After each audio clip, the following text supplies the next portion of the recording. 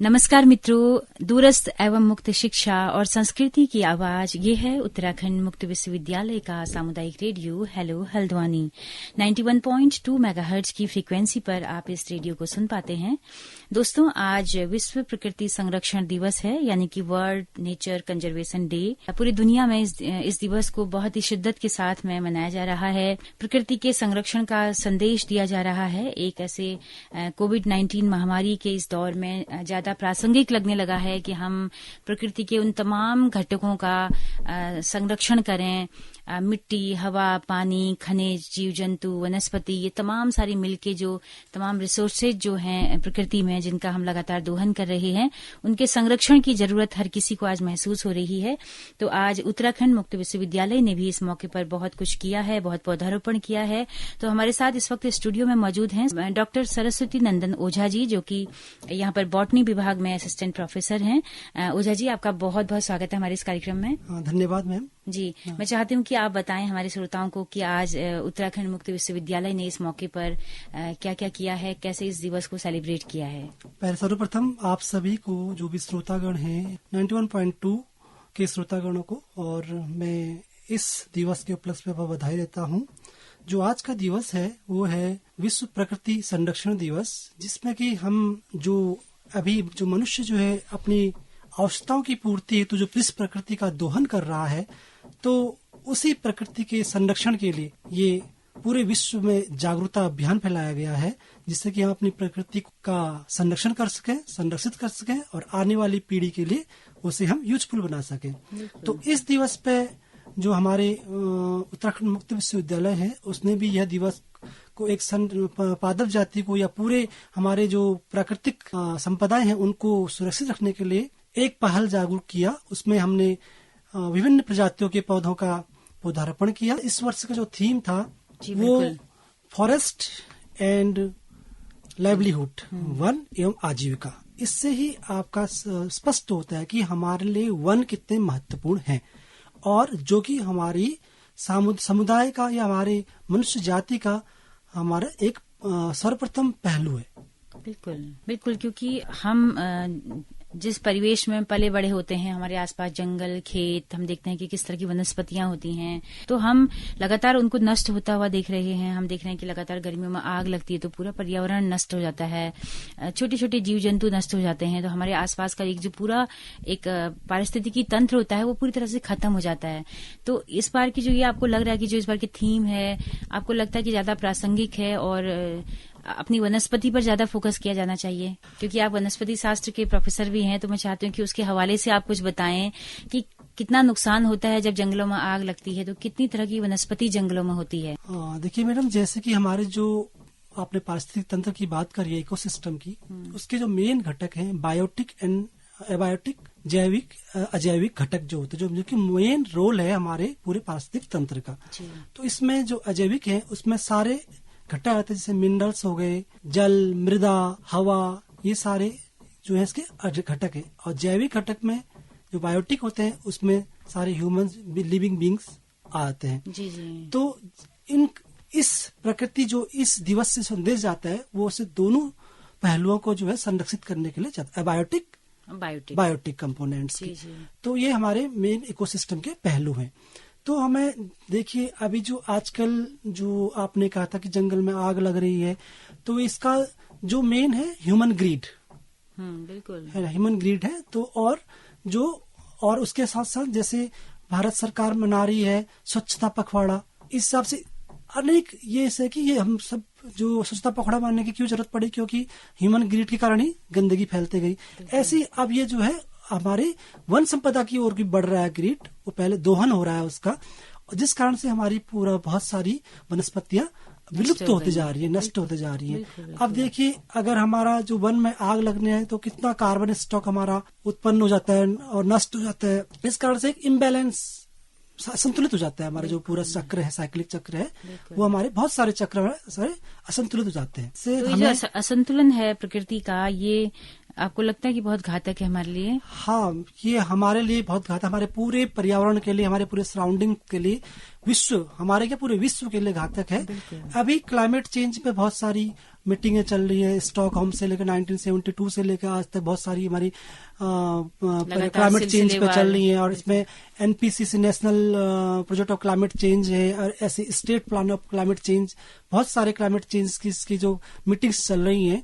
और उसमें बहुत ही हर अधिवेशन होते हैं, मीटिंग्स होती है, कॉन्फ्रेंसेस होती हैं जो कि क्लाइमेट चेंज पे चल रही है। और बड़े बड़े प्रोजेक्ट्स भी इसमें निकल रहे हैं जिससे कि हमारा जो कि पर्यावरण असंतुलन हो रहा है उसको किया जाए। देखिए इस कारण से हमारे जो क्लाइमेट चेंज का जो असर है वो हमारे पादप प्रजातियों में भी पड़ा हुआ है। देखिए जैसे कि फ्रूटिंग पहले जाती है, फ्लावरिंग पहले जाती है, पहले सनी सेशन हो जाता है अभी, तो इस कारण से हाँ पिछले मतलब कुछ सालों से हम देख रहे हैं कि बेमौसम में चीजें उगाना है ना, फूल पहले ही आ जाना पौधों में, तो इस तरह की दिक्कतें हम देख रहे हैं। तो क्या बहुत ज्यादा मात्रा में ये सब हो रहा है? ये जैसे देखिए एग्जांपल देखिए, कुछ हमारे अभी इधर रोडोडेंड्रॉन होता है। हाँ। उसमें फ्लावरिंग होती थी पहले अप्रैल मार्च अप्रैल, तो अप्रैल में, अब ये मार्च फरवरी से स्टार्ट हो जाता है। कुछ ऐसे उदाहरण एग्जांपल्स में आप न्यूज़पेपर्स में पढ़ते होंगे कि रोडोडेंड्रॉन आर्बोरियम रोडोडेंड्रॉन की फ्लावरिंग बुरांस की इतनी जल्दी हो गई। हाँ। तो ये क्लाइमेट चेंज के कारण की थोड़ा डिफरेंस आ गया है हमारे टेम्परेचर पे, जिससे ये परिवर्तन आ रहा है। तो इसी को बैलेंस में रखते हुए पूरा विश्व जो है आज विश्व प्रकृति संरक्षण दिवस मना रहा है।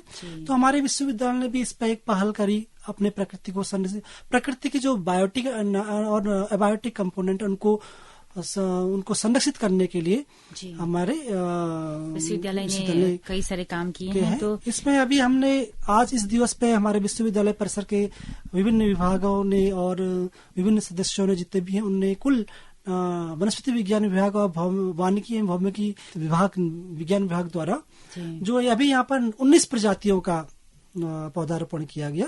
उसमें से कुछ सुगंधी पौधे थे और कुछ औषधि पौधे जो कि बहुत इम्पोर्टेंट है, जैसे त्रिफला वर्ग के प्लांट, हरड़, बहड़ और आंवला, और दशमूलारिस्ट के कुछ प्लांट्स। अच्छा। और इसमें भी एक प्लांट लिया गया, और इसमें कुछ एरोमेटिक सुगंधित जो प्लांट जैसे रोजमेरी का भी किया गया।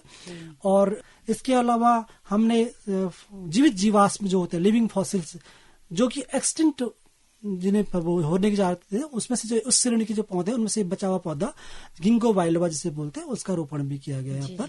इस तरह से हमने टोटल 100 प्लांट हमने यहाँ पर रोपित किए हैं। और उसमें जो मेन है जैसे नीम हो गया, जो कि कोविड-19 को ध्यान में रखते हुए जिन पौधों का हमें उपयोग है, जैसे नीम हो गया, अर्जुन हो गया, जामुन हो गया, पीपल हो गया, बरगद हो गया, कि हमें ऑक्सीजन की बहुत हाई डिमांड अभी हो रही है। तो हमें जो पीपल जैसे पेड़ों का, बरगद जैसे पेड़ों का जो है हमें प्लांटेशन करना अति आवश्यक। देखिए जैसे ये विश्व प्रकृति संरक्षण दिवस है, तो हमारे इस विश्वविद्यालय परिसर में एक नमामि गंगे, वो भी एक हमारा जो है प्रकृति का जो संरक्षण है उसका एक बहुत बड़ा कंपोनेंट है। तो यहाँ पे परियोजना चल रही है, तो उस परियोजना के अंदर हमने इस दिवस को मनाने के लिए एक प्रपोजल रखा था, और जो कि हमारे विश्वविद्यालय के सहयोग के कारण ये हुआ। और माननीय कुलपति महोदय जी के दिशा निर्देशन में, और हमें जो आज वृक्षारोपण का जो प्रोग्राम था उसमें यहाँ के कुल सचिव प्रोफेसर एच.एस. नयाल जी और विज्ञान विद्याशाखा के प्रोफेसर पी.डी. पंत सर और मैं स्वयं और हमारे विभिन्न विभागों के मेंबर यहाँ पर उपस्थित थे। और उन्होंने हर पौधों को लगाने में बहुत रुचि के साथ अपना योगदान दिया, और आगे भी उसको संरक्षित, ऐसा नहीं कि खाली पौधे रोपित करा जाए, उसको संरक्षित करने का संकल्प लिया सबने। तो क्या संदेश आप चलते चलते देना चाहेंगे इस दिवस के मौके पर? मैम, जैसे कि जो इस दिवस का जो मेन मनाने का जो उपलक्ष्य है वो है कि मनुष्य को अपनी संपदा, जैविक एवं अजैविक संपदा के प्रति जागरूकता पैदा करना। ये डे मनाया जाता है, उसका मेन उपलक्ष्य यही है कि हमें अपने जो संसाधन है उसको कैसे बचाया जाए, उसके उस उपलक्ष्य में अपने को जागरूक करना है और दूसरों को जागरूकता फैलानी है। अवेयरनेस प्रोग्राम की तरह, ऐसा नहीं कि हमने वृक्षारोपण कर दिया कि हमें हर पल उसके प्रति जागरूक होना है। उससे अपनी मृदा के प्रति, अपने पानी जल के प्रति, क्योंकि अभी जो मेन संकट है जल का संकट है, अभी जो मृदा का है और अपने मिनरल्स हैं।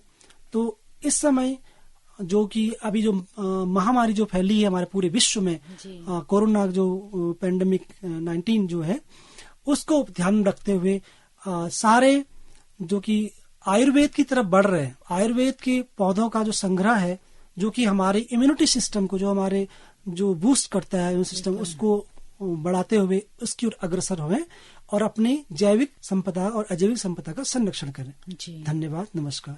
तो वही बात है कि हम आज बड़े बड़े कंस्ट्रक्शन कर रहे हैं, बड़ी बड़ी सड़कें बना रहे हैं और उसके लिए बहुत सारे पेड़ों को काट रहे हैं। तो आज उसकी जरूरत ज्यादा नहीं है, हमको पेड़ लगाने की जरूरत है।